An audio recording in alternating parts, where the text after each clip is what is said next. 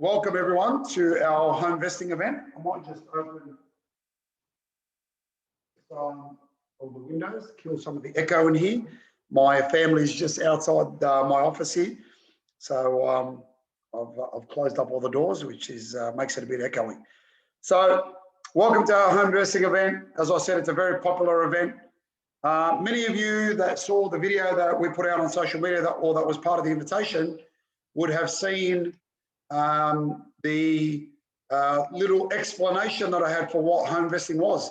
And Homevesting, it's not a new concept, but it's certainly a concept that we have renamed. So Rhiannon, who's joining me tonight, who's head of marketing at Bluewolf, came up with this concept as an alternative to rent investing, where you rent where you want to live, but you invest elsewhere, okay? So still getting into the market, but not having to sacrifice lifestyle. Homevesting is a little bit different. Homevesting is essentially using your home to help you invest. That is, using the equity that you've worked hard to deliver on your home and drawing that equity to build an asset base. And I'm going to take you through all of that tonight. So the agenda is going to look something like this. We're going to talk about why you want to invest. We're going to talk about the concept of homevesting. We're going to talk about some of the concerns people have about using their home to invest. We'll talk about how to find the right property. Is now the right time to buy? Why Bluewolf? And then we're going to finish up with making it happen. Okay. Now, fundamentally, Bluewolf is a property research company. Our job is to help our clients buy the right property in the right market at the right time. And that's pretty much what all of us are focused on. I am one of 24 Bluewolf staff members, Bluewolf team. I'm fortunate enough to be the boss, and but I'm even more fortunate to have an incredible team who helps me to help clients all around the country and some around the world. So let's start with a little bit of trivia, just to give you a concept of investment property popularity across Australia. I want you to think about a number as a percentage. How many Australians do you think own an investment property out of every 100? I reckon the number's going to shock you. Maybe chuck it into the chat box. Do you think it's 10%, 20%, 40%, 50%? How many Australians do you think own an investment property? Well, I'm about to tell you. 8.8. Now, I know a lot of you would have thought, oh, I thought it was a lot more. I thought at least 1 in 5 people or 1 in 4 people own an investment property. Well, no, it's not true. Australians are obsessed with their home. And although your home is a very important part of your life, it's not going to help you retire comfortably. So what we're trying to do with our clients is help them to use their home as a foundation to help them develop more wealth throughout their life, okay? Because let's think about it. Even if you own a $2 million property, I know we had a client who lives in Concord who's watching now. And in Concord, let's say your house is worth $2 million and let's say you've paid it off. You've now retired. Your $2 million home that you've paid off isn't going to help you pay the bills, isn't going to help you retire comfortably, okay? What else can I do along the way to help me retire more comfortably? Now let's break that 8.8% down. 6.3% own one investment property. Now owning one is better than owning none, but owning two is better than owning one, okay? 1.7% of Australians owns 2 investment properties. That's about 420,000 Aussies. And about 130,000 Aussies own 3 investment properties. If you own 4 investment properties, that's about 50,000 Aussies, 0.21% of the population. And about 20,000 Aussies own 5 investment properties. All right, 20,000 Aussies own 5 investment properties. What about 6 or more? What about 6, 8, 12, 15, 25, 31, 62? I own 29 investment properties, and I am part of almost 21,000 Aussies who own 6 or more investment properties. All right. Now, part of our job is to help our clients build a portfolio over time, and a great place for them to start is with their home, right, with the equity in their home. Now, the top 3 reasons people invest. Obviously, we did an anecdotal survey across our client base, or a sample of our client base, and these were the top 3 reasons. Number one, to retire more comfortably. Number two, to help me pay off my mortgage. Number three, to create a better lifestyle. Now, whichever way you look at it, most people want to invest for whatever their version of financial freedom looks like. For some people, financial freedom is about securing their retirement. Financial freedom is about not having a mortgage anymore. Financial freedom is about better holidays or better meals or better cars, you know, in terms of lifestyle. So financial freedom is at the core of the reason why most people want to invest. So for us, and something that I've been teaching clients now for 20 years, wealth equals your asset base or the size of your asset base times time. Now, let me give you an example of that. Let's say that you bought a house in Sydney 21 years ago. At the turn of the century, a house in Sydney, a median house in Sydney was $287,000. Okay, 20 years ago, $287,000. Now, if you bought two of those, all right, 20 years ago, somehow, use the equity in your home, saved, bought, you know, some of you aren't old enough, but I want you to follow the concept. If you bought two $287,000 properties, you'd have $570,000 worth of asset. And if you held them to today, those properties would be worth around $2.2 million. Okay? So the person who bought those two and held them to today is wealthier now than they were then. And certainly, if you've got a couple of $1 million worth of property, or investment property on top of what else you've got, you're considered relatively wealthy. All right? And I know some of you will already be in that position. Some of you are nowhere near that position. But what we're going to teach you tonight, hopefully, will help you to get into that position. All right. Now, the most common way people invest is to save a deposit, and they buy an investment property the traditional way. Okay? They save their money, buy an investment property, pay the stamp duty and the other costs, and now they own an investment property. The other version, which is becoming more and more popular, is rent investing. Rent where you want to live, invest somewhere else. Gen Y introduced that concept as a standard approach. Gen Z is becoming, it's becoming just a standard way of life. I don't want to go and live 65 kilometers away from where my family and my friends live. I would rather rent where I want to live and invest 65 kilometers away or 865 kilometers away, all right, using research. And that's essentially what we've been helping clients do. And the third one is using equity. That's what home investing is, using equity in your home to help you build that investment portfolio.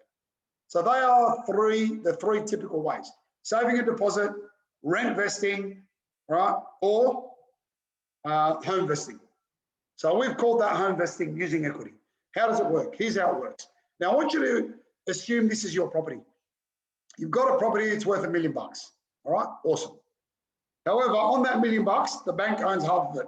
Right? The bank's lent me $500,000 and they essentially own half the property. The other half I own outright. Right? Now, you've got what's called equity. In this case, $500,000 worth of equity. All right? 50% debt, 50% equity. However, the bank always likes to maintain a buffer.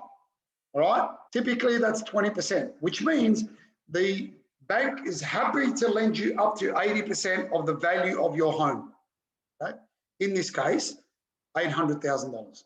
All right. Now, if you've got $500,000 worth of debt, $200,000 worth of bank buffer, that means your usable equity, what we call usable equity, is $300,000. That's money that you can use to help you invest and grow a portfolio. Now, let's say you go out and buy a $500,000 investment property. Same rules apply. The bank will lend you $400,000 and the bank will keep their 20% buffer. All right. You can't buy a $500,000 property for $400,000. You need the other 100 grand plus the costs. So let's assume you need $125,000 more, 100 grand for the other 20% plus stamp duty and legals, etc. Where are you going to get that from? Most people that have a mortgage don't have savings because any excess money they dump on their home loan or put in their redraw. Well, you can get that $125,000 from the equity. Okay? You're borrowing 80% against the investment property itself. you're borrowing the other $125,000 from the equity in your home. All right. Now, the question could be, Tony, does that increase the mortgage I have on my home? No, it does not. That $125,000 is essentially related to and becomes tax deductible as part of the investment property. All right. So it's not bad debt, it's good debt. So asset building with equity, let's assume you've got that $1 million home. With that $300,000, you could potentially buy two $500,000 investment properties. Okay. That's the first one I just showed you. Let's say that you do it twice. Okay. Great. I've just gone from owning $1 million worth of property to now owning $2 million worth of property. Okay. $1 million in your home and $1 million worth of investment property. So using the equity in your home, in this case, you've doubled the size of your asset base. Remember I said earlier, wealth is the size of your asset base multiplied by time. Okay. So let's have a look at what it looks like to hold this investment property when you're borrowing the lot. Okay. Now, what's it going to cost me each week if I buy that $500,000 investment property? Well, I've made a couple of assumptions here. Number one, you borrow the whole lot. Okay. As I showed you in that example, you borrow 400 against the investment property, you borrow 100, another 125 against your equity, which is what that 100% LVR means. And I've assumed $422 a week in rent, which is the lower end. Okay. Now, what I'm about to show you in this graph is essentially how much it's going to cost you to hold the property, depending on your income. If you earn $75,000 a year, I want you to follow this first column down the page. If you earn 100 grand, follow the middle column. And if you earn 200 grand, follow the third column. If you're somewhere in the middle, use your imagination. Okay. Now, what I'm about to show you is you borrowing the lot, earning $422 a week rent, paying all the bills, interest and other bills, and then earning all the tax benefit. So the number that's going to show up in the line, in each line, is the absolute weekly bottom line. Okay? The absolute weekly bottom line. Now, at the moment, you should not be paying more than 3% for an interest-only investment loan. In fact, I'm paying about 2.59 for mine, 2.69, somewhere in that vicinity, right? And I'm going to show you what it looks like at 2.5, but always best to be conservative. So here's what it looks like. If you buy a $500,000 property, you borrow the whole lot, and you earn $422 a week rent, it's going to be cash flow positive, all right? You are actually earning money. So you've earned all the rent, paid all the bills, applied all the tax benefit. On 75 grand, you're $42 in front. On 100 grand, you're $54 in front. And on 200 grand, you're $78 in front. Why are you more in front the more you earn? Because your tax benefit is greater, right? You're paying a higher rate of tax. Now, most of you can probably borrow closer to 2.5 than to 3, all right? If it was at 2.5, the numbers look even better. But what happens if interest rates go up? Well, if they go up to 3.5%, they're still positive. If they go up to 4%, now it's a little bit negative. If I say to you, it's going to cost you $20 a week to hold a $500,000 investment property, you'll be pretty relaxed with that. And of course, it goes up. Now, those numbers are a little bit unrealistic because as interest rates rise, typically, so do rents.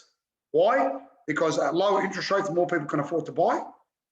All right. When interest rates are higher, less people can afford to buy, so they rent. So there are more renters. Okay. And developers develop less. Why? Because money's more expensive and less projects are feasible. So there's less supply and more demand. Rents rise as interest rates rise to offset some of those red numbers. We are in a very unique position right now in our lifetime to buy property, because what COVID has done is it's brought this environment where the government needs us spending money in order to collect tax to pay off that massive debt from JobKeeper and JobSeeker and all the support they've given us through COVID. And they do that while dropping interest rates. All right, low interest rates means more money in our pocket, means more spending. And low interest rates also mean our ability to hold the investment property for free. What I'm showing you here, ladies and gentlemen, is you're buying for nothing because you're using equity, and you're holding for nothing because rates are so low. So if we cut it up into a visual and we take the $75, $100 or $200,000 income earners, this is essentially what's going on. The tenant is paying the majority of the costs of your property, and the taxman is paying the balance. All right? The tenant is paying the majority, and the taxman is paying the balance. So, in 20 years' time, if you own that $1 million property at 4% growth, which is a very conservative number, that property will be worth $2.2 million. However, if you grew your portfolio to add 2 investment properties to your house, and you've got $2 million, well, obviously it's going to be worth $4.4 million in 20 years' time. All right. So by investing in those 2 investment property, they will provide you an income of more than $100 a week, right, which is $5,600 a year, or 112 grand over 20 years. Plus, you've made another $2.2 million. Right? Now, if we had a time machine, we'd all go back to the year 2000 in Sydney, or in Melbourne, or in Brisbane, or in most other parts of the country, and we'd buy a couple of properties. And today, we'd be very wealthy on the back of that. I can tell you that the 29 investment properties I own, many of them, I started investing 20 years ago, and I've been buying property ever since. And I've been using equity in those properties as they've grown to buy and buy and buy and buy and buy, and that's what's created my wealth. And I'm no smarter than you are, all right? What I'm teaching you tonight, I was taught by someone much smarter than me many years ago, 22 years ago. So by increasing your asset base, you'll make an extra $2,200,000 and over $100,000 in equity. So do I want to use my home to invest in property? Well, the most common questions people have about using equity, Tony, my goal is to pay off my home loan, not to make it better. Is this a good strategy? Of course, paying off your home loan is a good strategy. Of course it is. However, you can add investment property to your life right now and still maintain whatever home debt payments you're making. Okay? If you're making payments, in fact, the investment property, as you saw, is giving you excess cash flow, which you can also use to pay off your home loan. When I tell you that we are in a very unique period, that is why. Am I putting my home at risk by using it to invest? Well, nothing in the world that is of any benefit is with no risk, but the risk you bear really is a calculated one. All right? Am I putting it at risk? No. If you're paying your loan, as investors do, then the bank never calls you, never knocks on your door, doesn't even want to have a conversation with you. All right? The key is to make sure that when you buy an investment property, you can afford it. Right? That's the key. And, you know, Luke, who was mentioned earlier, is a fantastic mortgage broker out of Erina, Mortgage Choice. Having a good mortgage broker to support you on that journey is absolutely critical. All right? For those of you lucky enough to be sitting in Tony Nguyen's boardroom, he is one of the best. Not only does he make a mean barbecue, but he also knows his way around the world of finance. All right? Having a good broker is absolutely critical to your ability to get the money to buy those properties and grow your wealth over time. All right? Is the bank buffer on my investment property part of my home loan and therefore not tax deductible? No, it's not part of your home loan. Okay? The bank buffer is there for the bank to protect themselves in case you don't pay your bills. Okay? You pay your bills, they don't even want to know your name. So the difference between your home debt and your investment debt is the tax deductibility. All right? Good debt is tax deductible. Bad debt is non-tax deductible. That is actually one of the main reasons why lots of Aussies these days are deciding to rent vest. If you're a rent investor, you're renting where you want to live and you're investing elsewhere, which means all of the debt you've taken out, all of the debt you have for your properties is all tax deductible because it's investment debt. Any debt you take out for an investment is tax deductible. Okay? Now, the loan on your investment property is tax deductible. Loans on other investments, tax deductible. Non-tax deductible, your home loan, your car lease, your credit card debt. All right? Load up on the light blue, pay down the dark blue. All right? And getting the right advice will help you to do that. When you meet with us, we will show you how to pay off your home loan faster by buying an investment property. All right. So what about finding the right property? All right. We want to find the right property. And for us, we're using research to track cycles. Where should I be investing at any particular time? I know a lot of you who jumped on tonight are in Sydney. We're not currently investing in Sydney. Why we're not currently investing in Sydney? Because the affordability is low, the yields are some of the lowest in the country, the vacancy is some of the highest in the country, and it's lost perspective in terms of value. All right. If you use the research to identify markets around the country, you'll find there are better ones. Now, at the top of the cycle, you've got what's called the boom. After a market booms, it goes through a correction phase, and then it typically stagnates for a while. And then it goes through an opportunity period, a value period, before you enter that sort of danger period before the boom. Typically with most booms, you will lose in the 12 or 18 months after the peak what you gained in the last couple of years before the peak. All right. So buying as close to the peak as the markets are rising, like now in Sydney, for example, Sydney might grow a little bit more, but anything you gain now, you're going to lose when the market corrects. Right? And it always does.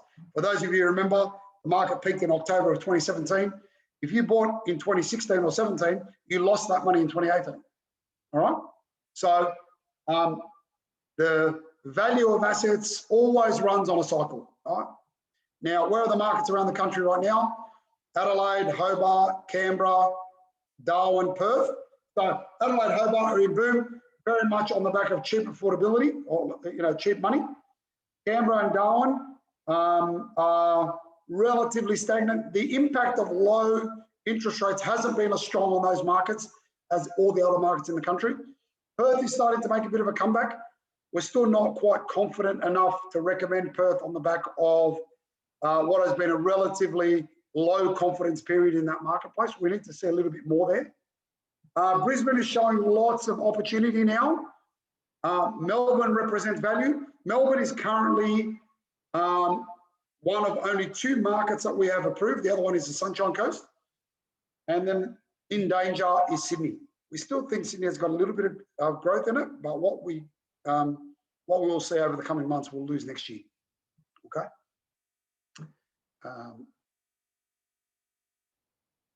Okay. Adelaide, there's a comment there in the chat about Adelaide. I love Adelaide. Some of my favourite people, and what an amazing place to bring up a family, because relative affordability of housing compared to places like Sydney and Melbourne and even Brisbane is incredible. Right? You can still buy a great house in an Adelaide suburb for $500,000, okay? Maybe even less. However, what I want to tell you is the Adelaide market is being driven purely by cheap money. Now, here is what I want to say to you. Never invest for the long term based on short-term trends. Okay? Cheap money is a short-term trend. Every market in the country is benefiting from cheap money. But when the effect of the cheap money is gone, what is going to drive that market to continue to grow over the next decade or two? All right. And what I'm going to tell you is in Adelaide, nothing. Population growth is terrible, slowest in the country. Jobs growth, slowest in the country. One of the slowest economies in the country, economic growth rates in the country. From a property investment perspective, which is essentially a business, it doesn't make sense to put your money into Adelaide over somewhere like Melbourne, which represents the fastest growing population, the fastest growing economy, the fastest growing jobs growth, and so on. And I'll talk about that in just a minute. So once you've identified the location on the back of that, our job then is to identify the properties themselves, right? So we start with the cycle, and then we work our way down to a more micro approach, all right? And the more micro approach takes on a staged approach, okay? So once we get to a particular area, the first question we ask is, what are the macro drivers doing here? Economics and employment, population and demographics, supply and demand, infrastructure spending. What is happening? Once we're comfortable that those key factors are going to drive growth, then we want to look at the property itself, its value, its transport, quality, design, amenities, rent, right? Why is rent important? Because we're property investors. the rent helps us hold the property long enough for it to grow, right? So very important part of the conversation. Then we get to the point where we rate the property on our Bluewolf index. Now, our Bluewolf index is a number out of 10. It's based on a very complex cash flow system that we've built. Rating system that we've got. It's essentially a mathematical formula. It's a number out of 10, anything 7 or below fails, anything 7.5 or above passes. We round everything down to the nearest 0.5. And essentially what that does is it brings a science to the property selection process, okay? It's the only independently audited research methodology in the country. And the higher the number, the better. And with growth, for example, that doesn't mean we think it's going to grow at 9.5% per annum. What that means is the existence of the macro growth drivers are very, very strong as it gets closer to 10. Okay? Cash flow, higher the better. And applying the model does two things for us. It removes the emotion from what is typically an emotional asset class, property, and it dictates our property selection. Very important. Last year, which was, so every year, at the end of the year, we publish the full year's data on our, how many properties pass and fail the Bluewolf index. So the data from 2020, which was a little bit confounded because of COVID. So less projects came onto market last year because of COVID. So we reviewed 43 projects, which is about half of what we typically do. 91% of those projects got rejected. Only, sorry, that's not right. Only 4 got approved, okay? Only 4 got approved. So I'm going to fix that right now. That 10 was from the year before, all right, from the 2019 numbers. So I'm going to fix it so I won't forget later. So only 4 got approved. So 39 properties were rejected. And in the 4 projects that we approved, only 68% of the properties inside those projects were approved. All right. So what we're trying to do, as you can imagine, is review this much, approve this much, and get down to our clients buying this much. All right. And when I buy my own properties, obviously I'm trying to get my hands on the best of the best. Buy the right property in the right market at the right time. So the middle ring of the model, we call our exit strategy factors. Never buy a property with a limited exit strategy. Don't buy a hotel room. Don't buy defense housing. Don't buy serviced apartments. Don't buy student accommodation. Don't buy retirement villages. Don't buy holiday letting. Okay? Why? Because only investors can buy those properties.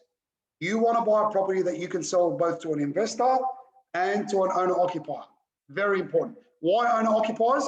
Because they're the biggest part of the market, obviously, and they buy emotionally. All right, now, I had a client recently who said to me, "I'll tell you, I've been thinking about buying defense housing." And I'm like, "Oh, why?" He said, "Oh, because 10-year guaranteed rent." And I'm like, our clients own 6,500 properties across the country, and we have a vacancy rate of under 1%. We don't have a problem getting tenants for our clients.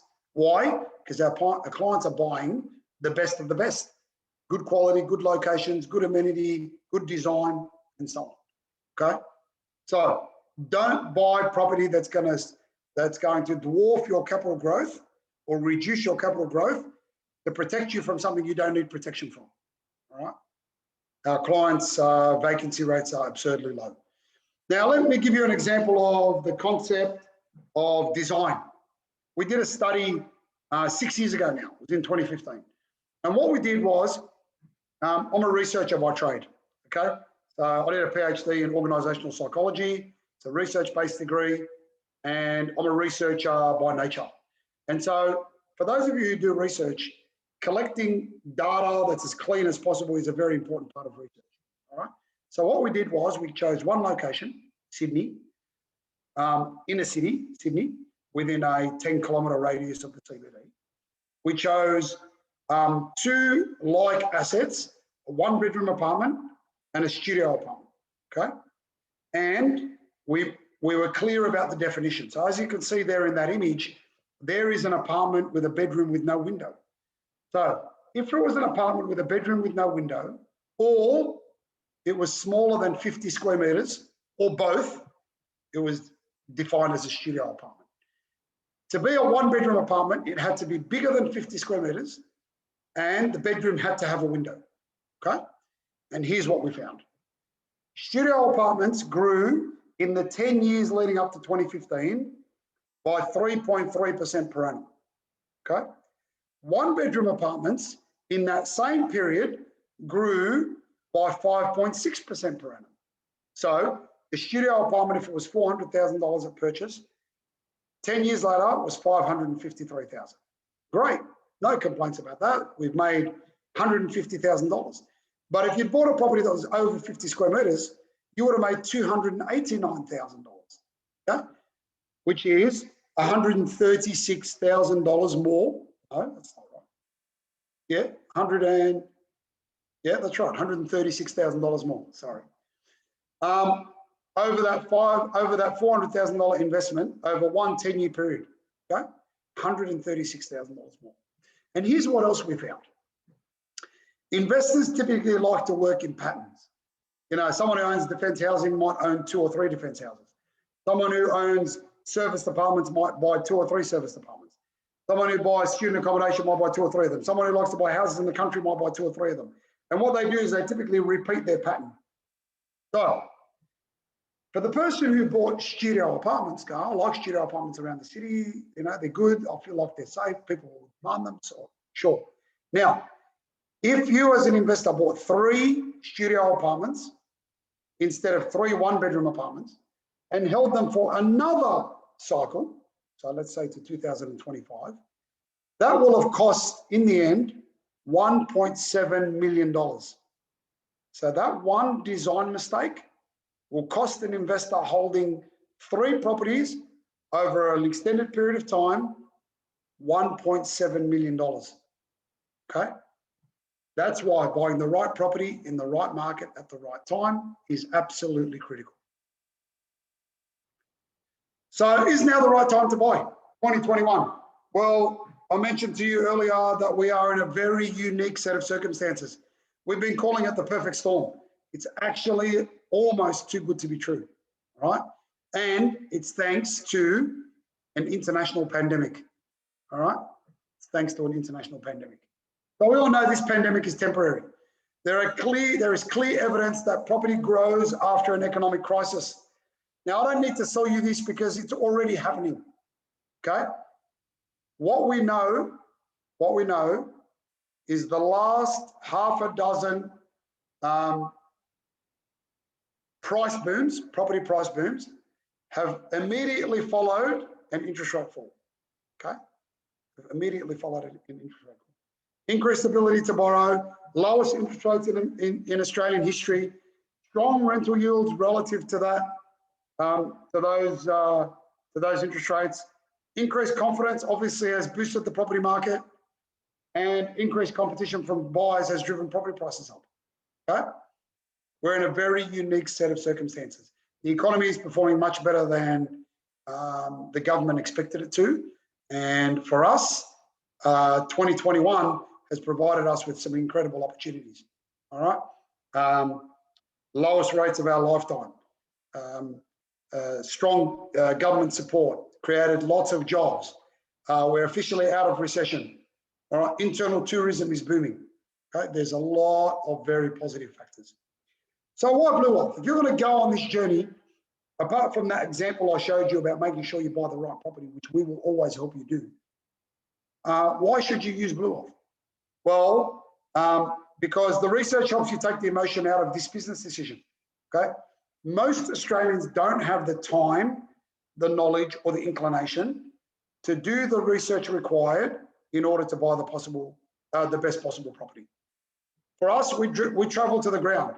My team and I travel all around the country to ensure that we're eyeballing every property that our clients are going to buy and the areas that they're going to buy in. Right. So this property that's on the screen now is called Waterfront. It's in Footscray in Melbourne. It's absolutely beautiful. I own a property in there myself. Our clients bought it before it was complete. That's how our clients get their hands on the best property in Australia. It's now complete, renting brilliantly, and clients are very, very happy. We're the biggest business of our type in the country. What does that mean for you? It means that our scale allows us to negotiate the best offers. You know, rental protection, blinds for every property, turnkey for clients, you know, a whole bunch of different things. Every property might have a slightly different but I want to give you the example like this. Let's assume you go out tomorrow to buy a Toyota Corolla, right? And you might buy that Toyota Corolla for $24,000, okay?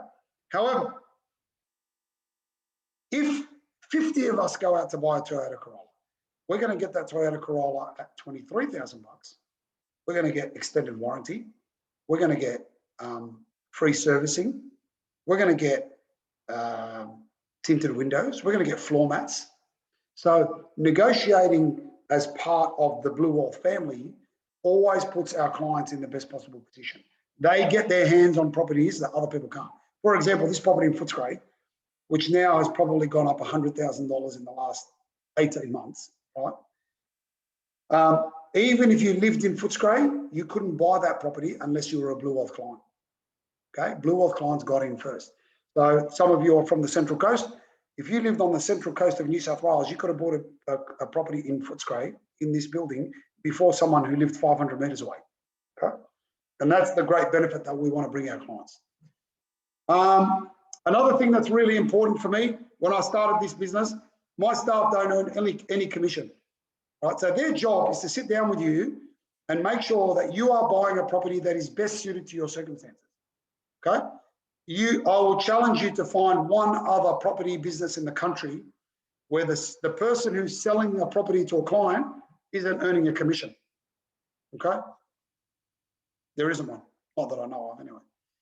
You get pre-market access, which is what I mentioned earlier, and our technology and support makes it easy. I have 24 staff. Our job is to make sure we hold your hand right through the whole process of you buying a property. We have got the best app in the country, best property app. Make sure you download it. Bluewolf Property from the Apple Store or Google Play. And when you become a client of ours, your property goes into your app. Photos, research, plans, prices, everything. But ultimately, we're about results. Our job is to make sure our clients get results. And, you know, here's a very simple example on a couple of the improved markets at the moment. We've outperformed the market by a significant amount, 31% in Melbourne, 93% in Brisbane. Okay, we've smashed it. So we will always get a better result than people doing it by themselves. Okay, sorry, I said 24 staff, 23 staff, plus me, 24. So largest business of our type in the country, 88% of my staff own an investment property. That is 10 times, exactly 10 times the national average of 8.8. And 67% of them own more than one, which is 25 times the national average. Now, are my staff any smarter than you? No. Are they any richer than you? No. Do they know stuff you don't know? Yes. Knowledge ultimately gives people confidence to do things that they may not have done without that knowledge. There you go. Knowledge equals confidence. I certainly know for me, the lessons that I got taught 20, 21 years ago absolutely changed my life. You know, and I'll tell you, I went to university for 9 years. What I got taught by a year 10 dropout in the year 2000 changed my life. One of the smartest people I've ever met. My brother left school in year 11, and one of the most successful people I know. So certainly your academic background doesn't determine your success, but knowledge does. Okay. So let's talk about making it happen. How do we actually make this happen? Well, let's connect.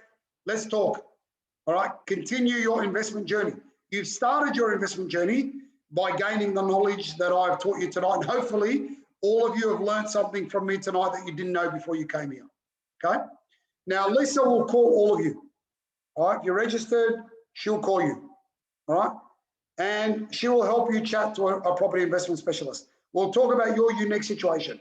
How much are you earning? What is your current home loan? How much equity do you have? What is your borrowing capacity? All right. And we will work with you to create a plan. This is an opportunity that you have in your life that you will look back on one day and be very grateful for. All right, this pandemic has created opportunities that many Australians will take advantage of, and some will walk past. All right, don't walk past this opportunity. Explore how the property investment suits you. Okay, explore how property investment suits you. What do the numbers look like? How much can I borrow? If I can borrow 500, what's a $500,000 property look like as a cash flow? How much equity am I going to use, and so on. And we'll help you create an action plan to help you build your portfolio over time. Okay. So if you don't want to just have a conversation over the phone, when Lisa calls you, tell her you just want to book into a meeting. Okay. If you are someone who's already had a conversation with us and you're keen to learn more and you want to sit down and talk about your numbers, make it happen. All right. Meetings are held Monday to Friday, either by Zoom or in our office at Sydney Olympic Park. Okay? Either way, it's a very easy process. I had a meeting yesterday by Zoom with a client. I had a meeting today, both existing clients, with a meeting today in the office, which was awesome. It's important all decision makers attend the meeting. If your partner, your son, your daughter, your father, your mother is part of the decision-making process, make sure they come to the meeting. Give them an opportunity to ask all the questions. Make sure that they're part of the journey. You'll gain a whole lot of clarity in the meeting. And again, we will help you create an action plan. All right? So you've been emailed a feedback form. Please complete that feedback form. For those of you who want to either have a phone call or a meeting, pick the appropriate box or fill in the appropriate part of the feedback form, and we will make that happen for you. All right?